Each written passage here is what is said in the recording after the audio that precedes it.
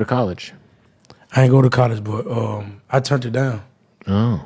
Yeah, I turned it down just to do this, just to grind from the rap. I think it was like in Jacksonville. Yeah, a big band in Jacksonville. It was a big college though, and they offered me like 15, some shit like 10 million or something like that, 5 million, something like that. Wait. Like what the fuck y'all like?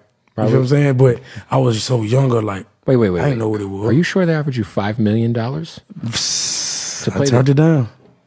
It was a scholarship like I had to go to school for this decade. Wemby just took a pay cut for the Spurs. He turned it down. And I want to go through other star players that have taken a pay cut to see what has happened with their team. Were they successful? Were they not? And was turning it down actually worth it? Most notably and also most recently, Jalen Brunson took a $113 million pay cut in 2024, reported by Woj, as you can see right there. And leaving $113 million left for the team to work with absolutely helped the Knicks build a title contending roster around Jalen Brunson. For example, they were able to absorb OG Anunoby's contract and keep him on the team with no questions asked, and he was obviously a huge piece to the championship for the Knicks. This pay cut also allowed the Knicks to trade and acquire Karl Anthony Towns, one of the most important starters for the Knicks in their championship run, as well as Mikal Bridges, another starter, OG Mikal and Cat. This pay cut helped them keep and acquire and absorb all of their contracts to help them go on that title run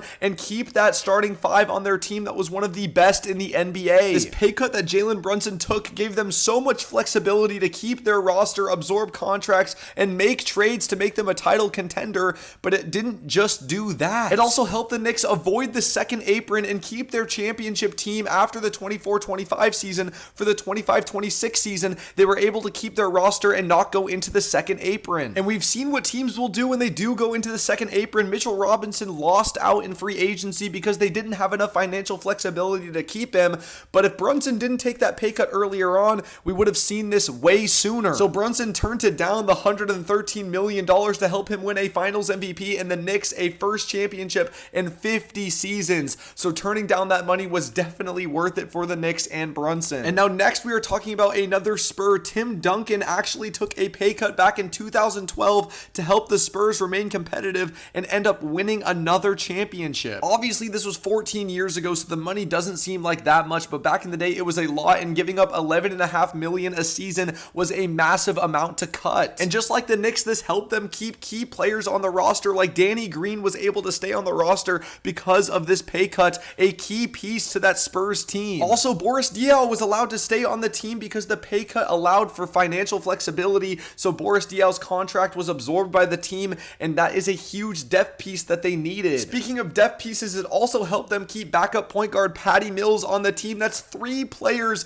that this pay cut helped them keep on the team. That is huge. It also kept the Spurs out of the luxury tax. This was before the second apron, so the luxury tax was really a big deal back then, and this pay cut helped keep the Spurs out of it so they didn't have to dip into that luxury tax. And what happened? Well, they ended up winning the championship in 2014. The pay cut was in 2012, and so just like Brunson, this pay cut helped bring the Spurs a championship. I think it's safe to say without this pay cut, their chances of winning this championship would go down dramatically. Now, also in 2010, Dirk Nowitzki took a pay cut, and some were calling it at the time unwise. Dirk turned down around 15 mil extra a year, but people were saying he's doing this to continue to be ringless. Mark Stein remains optimistic though, saying that, they're paying less, maybe they're able to make some trades or keep some bench depth. And Tyson Chandler was able to be traded to the team with Dirk, and so now they were able to get a player like Tyson Chandler who was huge for them in that playoff run in 2011 because of Dirk's pay cut. And they were also able to retain key bench pieces and players like Jason Terry, Sean Marion,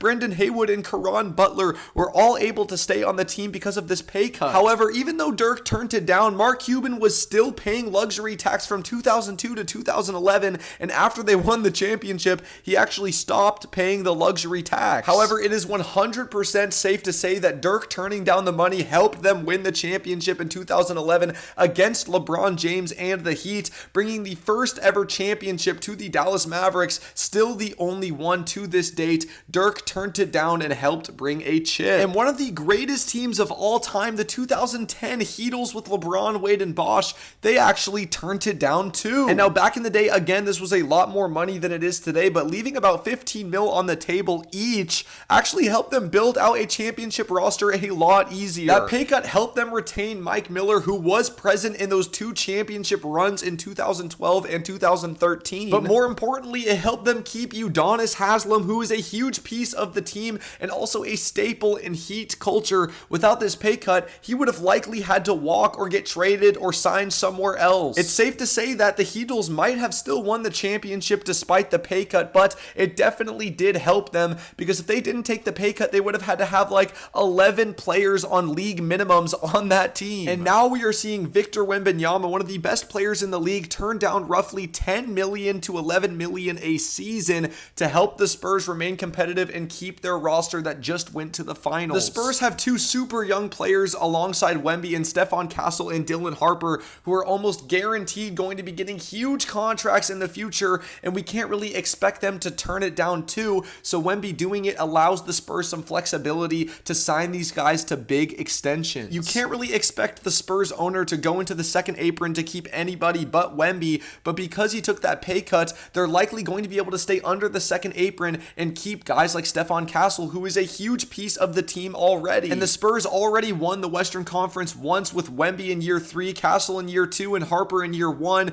So if Wemby doesn't take that pay cut, it's almost guaranteed that this team is going to split up, because they're not going to be able to pay everybody equally and everyone's going to be taking max extensions. There's just not going to be enough financial flexibility for this team to stay together. And we've seen trends of what happens when star players take pay cuts. It's led to multiple championships with Jalen, Brunson, Dirk Nowitzki, the Heatles, and even Tim Duncan back 10, 12 years ago with the Spurs. It's led the team to be able to remain competitive, have that bench depth, and have other co-stars on the team, not having to drive them out because of luxury tax or second apron. Do you think that the Spurs will win a championship because of this pay cut? Let me know in the comments. Like the video, subscribe. We're so close to 10K.